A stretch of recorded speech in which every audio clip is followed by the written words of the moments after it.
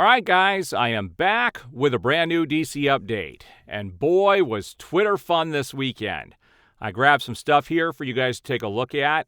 And these things are going to be presented in no specific order. We're going to talk about these things as I show these photos. And then we're going to talk about some stuff at the end of the video today.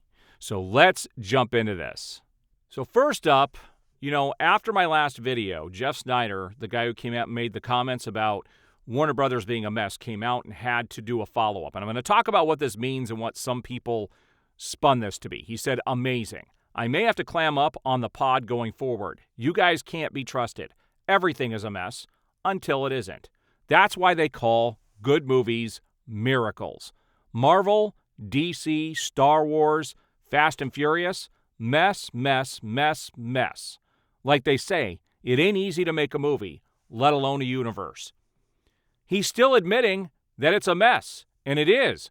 I will tell you the optics from the outside in. We're going to look at some stuff today in regards to the Batman 2 and the fact that James Gunn is the only guy doing anything over there at the DC universe is crazy. He's writing and directing everything. All the projects that have started are all James Gunn. None of the other stuff that he talked about has even gotten off the ground, and it shows that Warner Brothers is afraid to invest in the DCU. And so, yeah, it's a mess. Marvel's a mess. Star Wars is a mess. Until these companies start doing what the fans want, they're going to continue to fail and struggle. And at the end of the video, I'm going to talk about something in regards to comics this past week, which gives faith into, and it also shows what these companies should be doing forward, giving the fans what they want instead of doing agendas. And man alive, it's still a mess. The optics from everybody show that it's a mess. Everybody can say, oh, I'm optimistic, but there's nothing to show for anything right now. And who knows how many of these projects will ever get made. And I don't think Superman Legacy is going to be as big as everybody thinks it's going to be. Here is a couple of polls by GameSpot at different times where they did who the best Batman was. And you can see these Twitter posts and these Twitter polls. One time when they did this, Christian Bale was number one, where Ben Affleck was number two. And I think I remember when this came out, and this was when things were really bad for DC. But anybody now, if you ask who is the best live-action Batman of all time, Ben Affleck comes up on top almost every single time. And Michael Keaton will come in a third with Christian Bale second, and I think it's just because the Dark Knight trilogy is, the closest thing to what was out now. But Ben Affleck, if you pull him in just about anything, he's going to come out on top. Back when Black Adam came out, it had a 90% by the audience on Rotten Tomatoes, was up for 3 People's Choice Awards, and was the number one movie in the world at the time. And what's crazy is this movie still has a lot of interest. And it took well over a month for Aquaman 2 to reach the numbers of Black Adam, with China involved. It did better overseas.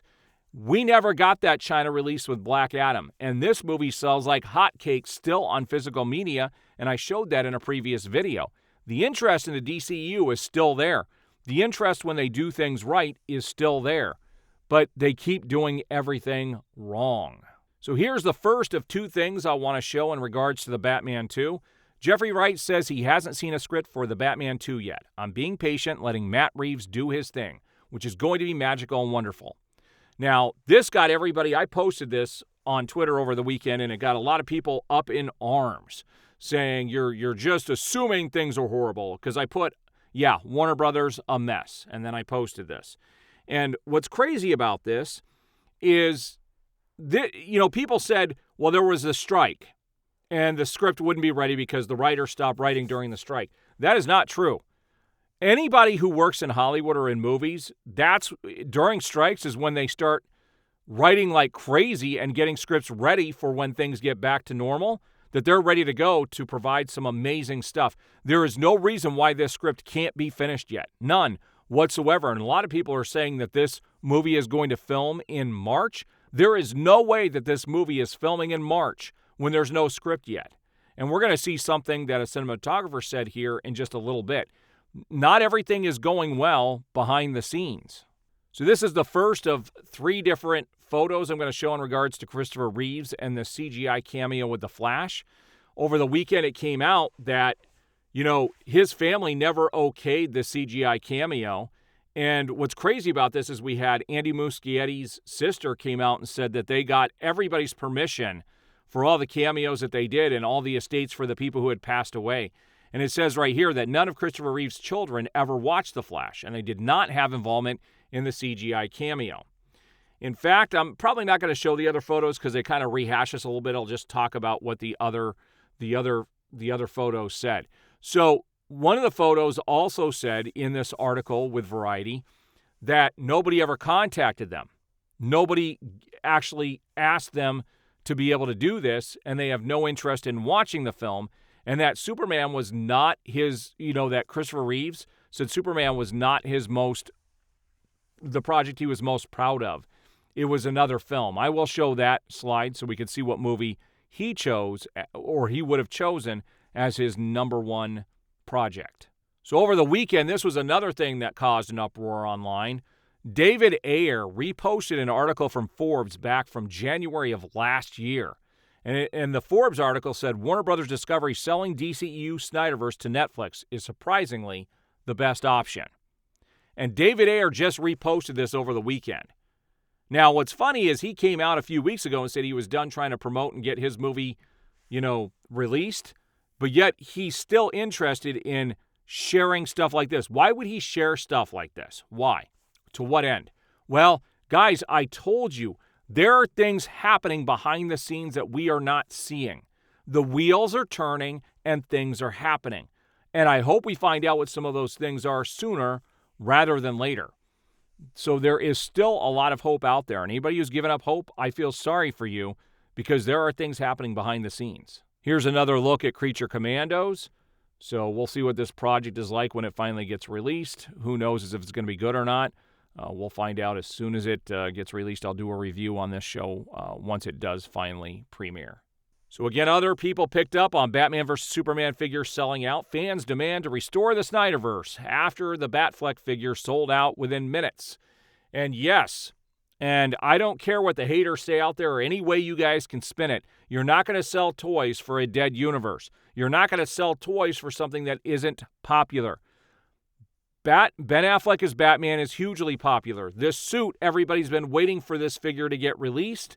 There's still interest in the DCEU, and a lot of people think Batman vs. Superman is one of the greatest superhero films that has ever been released. And so to sit there and ignore that, you are being ignorant. If the studios give the fans what they want, they're going to show up and spend their money. It's that simple. This was funny, too. This came out over the weekend, and I had to share this, and I don't know if this is 100% true, guys. And this is another thing. People jump all over me for saying stuff, and I'll talk about that at the end of the video as well. And I'm telling you guys, I don't know if this is true or not. I'm not passing this on as fact, okay? So get that through your skull that this may not be fact. But I tend to believe that this did happen, and here's why. This is my commentary behind it. There have been reports out there that James Gunn does use burner accounts to ask questions so that he can answer them himself, and that this is one of the things that he posted without logging out and logging into one of those accounts. So I do believe that this is true. I don't know that it's true, but on one of the things that he was posting on Threads, it looks like James Gunn posted to himself, "You are a true visionary, James. DC is lucky to have you." And then it was quickly deleted, but some people grabbed a screenshot of this. So I do believe that this happened. I don't know for a fact that it did, but I don't put it past them. We've heard of Warner Brothers doing tactics like this in the past just to drum up artificial excitement. This is a reminder of how quickly Zack Snyder's Justice League sold out on 4K physical media. This is from the UK, the Warner Brothers shop. It said, pre-order Zack Snyder's Justice League on 4K Ultra HD with limited edition Snyder Cut Funko exclusive to the Warner Brothers shop. Someone responded that same day, can't add to basket. The Warner Brothers shop had to come out and say it literally sold out within 20 minutes. It did. And I can tell you stores were sold out of a lot of physical media copies of this film. The only way I could find it when it first got released was on regular DVD. Now, I did order the Steelbook from Best Buy, and I do have my Steelbook still sealed in my theater room, but I also have a regular copy of this as well. I actually have two regular copies of it because I did pick up Zack Snyder's, trilogy on 4K in that special box set, and it came with it. But it goes to show you that the merchandise for this was popular when it got released and is still popular. Here's some cool artwork that came out from Aquaman 2. This reminds me of the Steelbook that was released for the theatrical version of Justice League from Best Buy. Some pretty cool art. I'll make this available in my folder for people to grab. There are going to be some other photos coming up as well. Here's the other part of the Batman 2 discussion. It says Greg Fraser on if he will return as cinematographer for the Batman 2. Sure, who knows? With strikes and COVID at this point, I don't know what I'm doing. Ideally, I'd love to do another Batman movie because I love Matt and I love that film, which shows that they don't even have their crew. The crew isn't even put together yet. And so for people who think this is going to start filming in March, you're just tricking yourself. You're just trying to make yourself feel good. This movie will not film until later, and a lot of people think that there's delays on this because James Gunn has put his hands into the pot here, and it's kind of stirring things up to the point where a lot of these creatives just aren't going to want to do their projects anymore. Here's that other Christopher Reeve section or photo that I wanted to show, and it talks about what movie he was most proud of, his role, and his children said if he were here, he wouldn't choose Superman. He would choose Remains of the Day. So there you have it, directly from the family. They didn't okay the CGI cameo, even though Muschietti said they did. And so there's, again, Warner Brothers is going to do whatever they have to with false advertising, false promotions to get people excited for stuff, and basically tell people stuff that isn't true. Here's another take on the Batman 2. It said this account, Synesthetic. The first movie took 18 months to film, and it says Matt Reeves' The Batman 2 reportedly begins filming in August of 2024 and is set to release in October of 2025. That seems more realistic, guys. There's no way this is going to start filming in March. So now we come up to some of those photos. Here is Batman with the Teenage Mutant Ninja Turtles. I think that's pretty funny. It's a pretty cool photo. Here's the Trinity, and what looks like to be, that looks like Metropolis. It looks like across the way would be Gotham City, across the harbor there. But this is a pretty cool photo of the Trinity on top of a building. I think, oh man, to get a Trinity movie would have been amazing. Here's Batman and Superman right next to each other, perched, looking out. Again, it would have been cool to get a true team-up film with them. And I'm not talking about Batman versus Superman. A lot of people will get on my case when I mention this, so we already had that with Batman versus Superman. That was not a true team-up film from beginning to end. That was something where they were thrown together because of some crazy situation. I want to see a true movie where they get to team up together. That would have been amazing. Here's another photo with Batman and Robin. I like the one that I've already shared. This one's a little more cartoonish, but still pretty cool. Now here's the one that I wish really would have happened. Batman versus Deathstroke. To get that movie, man alive, this movie would have made well over $1 billion in theaters. There's no question about it. The sheer amount of people who love this version of Batman and wanted to see Deathstroke and him go at it, that movie would make $1 billion. That's how you cater to the audience, is release the Batfleck film. All right, guys, so there's my DC news for the day. Now I want to talk about a couple of things here. So first of all, I want to talk about a conversation I had with some people on Twitter and what you guys have to understand about my channel. Some people tried to claim that I'm just a liar on my YouTube channel and that I make stuff up. And you guys have to understand something. I never make anything up. Everything I bring to you is stuff I have found online. Whether it's true or not, it's a whole other story. And if I present something and it ends up not being true later, I always come back and tell you guys. I have integrity. I'm never trying to mislead my audience. They also tried to come out and say that I definitively said that Superman Legacy was never going to get released. Find one video where I said that was going to happen. I said there's always a possibility, and it still hasn't even started filming. So you never know until it's done. We saw, even with Batgirl, it got filmed and it got canceled as well. So until the movie actually gets released, there's always a possibility it's never going to get done. Also, they tried to come after me and say I said that Warner Brothers Discovery was going to be sold this year. For sure. I never said that. I said there is a possibility, and that there are a lot of reports from a lot of industry insiders saying that that's going to happen. I am not a scooper. I've never been a scooper. I'm not on here to gain clout, to win over an audience by telling you guys stuff that isn't true. I'm bringing you guys all the stuff that I find in all the news. So if you're new here, that is my purpose. I'm not here to scoop things. I will always do breaking news when it does come out. And if things end up not being true, I always come back and correct it. So I'm not like the mainstream media where I'm out here to lie to you just to try to get... I'm not a grifter is the point, and I'm never going to be. And I'm always going to give you my commentary on the things that I find.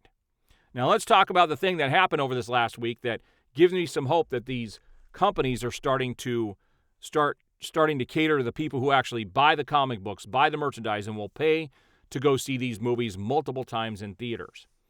So this is a Marvel thing. So the Ultimate Spider-Man #1 came out like over the last couple of weeks, and there was a lot of buzz about this comic book over this last week, and I watched some videos on it, and it goes to show you that if you do what's right and you do what the audience wants, you're going to have gold in your hands.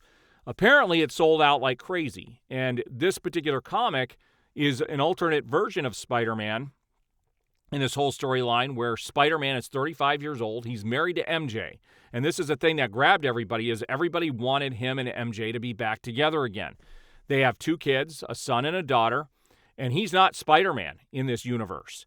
And what ends up happening is Tony Stark is able to send the spider through time to allow him to become Spider-Man at an older age. But there's a lot more that happens in the comic, and people should check it out. It's sold out. Like, these are selling now for hundreds of dollars. The issue is selling for hundreds of dollars online. There's a lot of buzz, a lot of talk about it because Marvel is giving the fans what they've been asking for. What an amazing concept, right? Give the fans what they're asking for, and you're going to sell product. You're going to sell movies. You're going to sell tickets. And everything that's going on right now with Warner Brothers doesn't point to them selling tickets. It doesn't matter what you personally think. I've been following movie trends my entire life. I've been a reviewer all the way from high school up until now. And I could tell you guys the trend is that there's not a whole lot of excitement behind the DCU, that it's all manufactured. The general audience at this point is ready to see Henry Cavill back as Superman. And when it ends up being this other person, they're going to say, what? And I bet you Warner Brothers is going to market this as kind of not even a reboot, but they're going to, I can tell you right now, they're going to market the crap out of Superman. They did it with the Batman, and they still didn't even break $1 billion with the Batman, which is their #1 selling property. And so everyone talks about these artificial numbers. It's got to break $1 billion. Well, Superman's got to do much better than the Batman, and if it doesn't, it's going to be a failure. And nobody's going to be interested in the other stuff. It's all about mediocrity. And what's crazy about this is, one of the things that happened over the weekend is that the cinematographer who did the last 2 Guardians of the Galaxy movie and also did The Flash and also the Suicide Squad for James Gunn, he's back to do the cinematography for Superman Legacy. And I don't think that bodes well because a lot of those projects had a very cheap, cartoonish look to them. And I don't want a cheap, cartoonish look to my superhero films. Like, they need to take this seriously, and I'm hoping James Gunn is up to the task, but that remains to be seen. All right, guys, so there's my update for the day. I do appreciate the support. I will see you guys on the next video.